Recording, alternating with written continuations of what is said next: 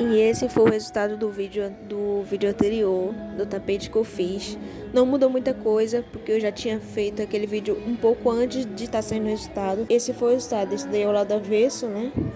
Não reparem o barulho de som, porque tá tocando som ali embaixo da minha rua e aqui do lado, então vai ficar barulho de som no vídeo. Eu preciso narrar para me postar logo o resultado. Vocês estão vendo que não tem tanta diferença do lado avesso para o lado de cima, né?